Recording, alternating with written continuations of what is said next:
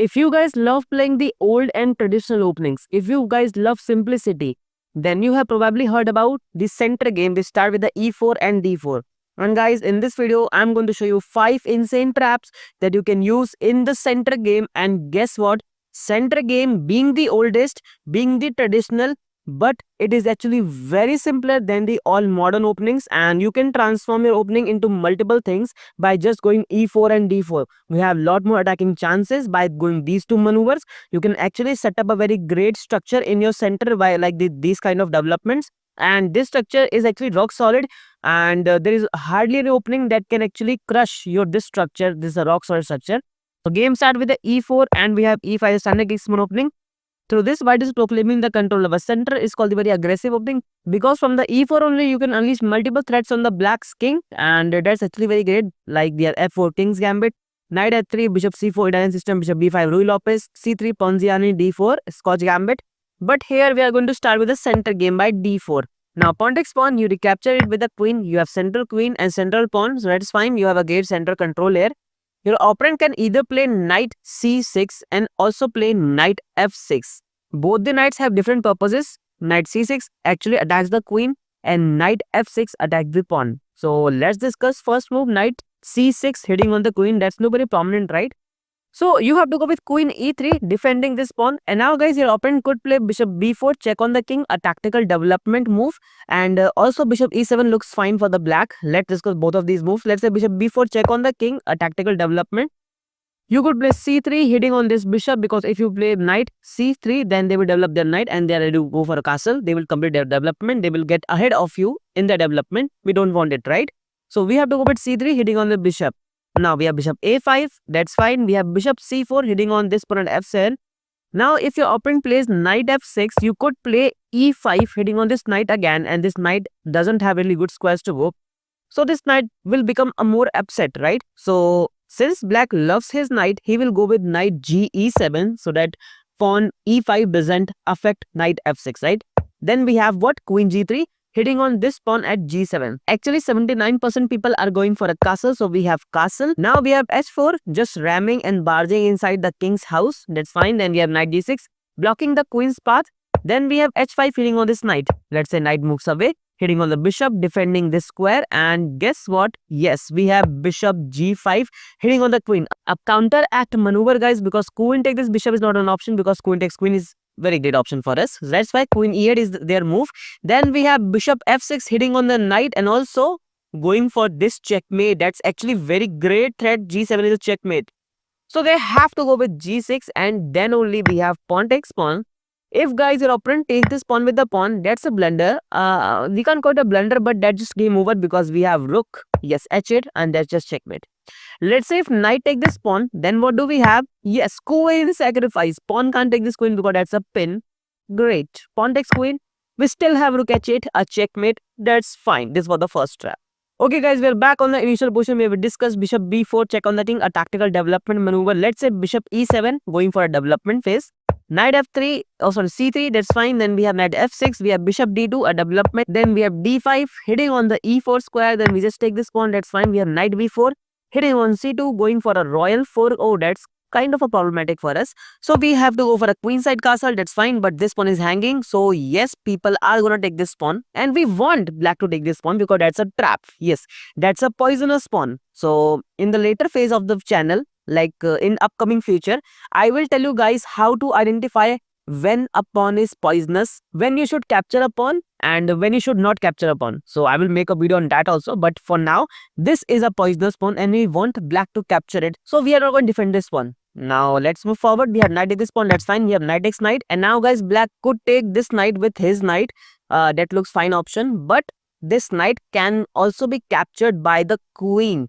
So that's why black thinks like knight a2 check on the king, king moves away and queen take this knight with a defense on the knight, and that's fine. That's what black thinks, but that's not what we are thinking, because we have very great maneuver. Like queen's protection to the knight can be diminished or can be nullified by only a single move, and that's b3.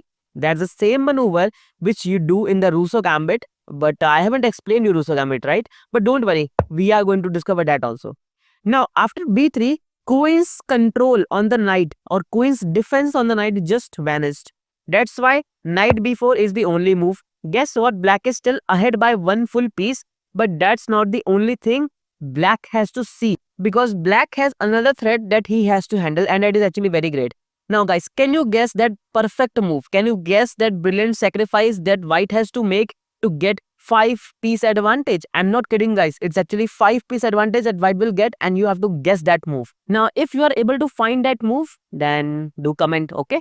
So that move is queen takes this bishop at e7. Let's say king take this queen because there is no other option. The king takes. Then we have bishop b4, check on the king, a very great and simultaneous check. Let's say king e8. And this queen is just lost. You have 5-point lead. Congratulations. Let's say king f6 to defend the queen, so that even if rook takes this queen, king takes the rook, and the material will get slightly balanced. But we are not going to let black to balance the material, because we have bishop c4 bring this queen to the king, and this queen is still lost forever. So guys, let's start our third trap. It's actually very amazing guys, because in this trap you are actually going to win a queen. That's really very great. So we have e4, e5 center king's pawn opening. We go with d4 center game, pawn takes, queen takes, and we have knight harassing our queen. But this time we are not going with queen e3, but queen a4 is our move. And this pawn is kind of a hanging. That's why guys, black is going to attack this pawn anyway. So he will go with knight f6 hitting on this pawn. We simply just go with knight this c3 defending this pawn. That's fine. He will go with d5 hitting his pawn one more time, and we simply just nullify knight's defense on this pawn, so that's fine with us. Now black has two attackers, but since we have used our bishop to pin the knight to the queen, the attack has reduced to 1. That's fine. We have adequate defense here. That's great. Now black may think that pawn takes pawn, and after knight take this pawn, queen e7 can pin this knight to the king. And the moment we have queenside castle or any kind of castle, queen take this knight, queen takes this queen, knight take this queen. Guess what? Black ends up with a superior position. That's what black thinks, but there is slight a change. There is just a slight change. We are not gonna go for a castle. We are not gonna defend our knight, but we are going to do something very crazy. Yes, we are going for a castle. You heard it right. So we are going for a castle. As per planned, queen take this knight is the option. But as per our plan, we are not going to recapture queen with a queen. Instead, we are going with rook b8. Literally a very genius move. Let's say king take this rook. Now guys, this knight is pinned. You can see. So we have queen takes queen. This knight can't even take our queen because that's a pin. Great. We just won a queen. Congratulations, this was the third trap. Let's say if king goes to e7 instead of taking the rook, guess what? This knight is still pinned, right? So queen takes is good option. King takes, we have this check. That's a pin, right? So let's say bishop defense, you just grab this pawn, that's fine. And we have king moves away, you just grab this knight. Pawn takes, queen takes, hitting on this rook, rook has to move away. And now guys, you could simply develop your knight at f3, that's fine. You could play logically, you are going to win this game in no time, that's great. Okay guys, we have seen 3 traps so far, and I hope you have liked it. Let's move on our 4th and 5th trap. So we have e4, e5, we have d4 center game, pawn takes pawn, queen takes, and this time we have knight f6 hitting on this pawn. What you could do, bishop g5 pinning this knight to the queen, that's fine. We have bishop unpinning the knight. We go with the h4 defending this knight and also going for some kind of tactics. We have castle and simply go with knight c3, that's fine. If your opponent plays s6 hitting on the bishop, don't worry, just go for a queenside castle. It's actually very fine. You need your rook to be h1, so don't go for a kingside castle. Although you can't even do it because you have 2 minor pieces already at kingside. But still, I'm telling you, after you play h4, don't play kingside castle, go for a queenside because we need our rook at h1 for a very great variation. It's called the fishing pole variation. Knight moves, we have pawn to g6 hitting on this knight. Knight moves again, and what can we do? Simply go with e5 hitting on this knight. Let's say knight moves away. We have takes, rook takes, and we go with bishop c4 pinning this rook. That's amazing. Let's say knight c3 hitting on this queen. We have bishop takes, king takes, queen check, king moves away. Yes, you heard it right. Rook h8, checkmate. Now guys, we are on the last leg of this video where we are going to see a very great tactics here, a very great development move that black can opt, and that's b6 going for the fianchetto of a light square bishop. That's fine actually. Then we have b5 hitting on the knight. Knight moves to d4. We go with f4, just going for a central control and also defending this bishop. Moreover, just barging on the king's house. That's also one of the tactics here. Knight c6 hitting on the queen. We simply go with queen. E4. We have d5. Knight takes. We have bishop to this f5, going hitting on the queen.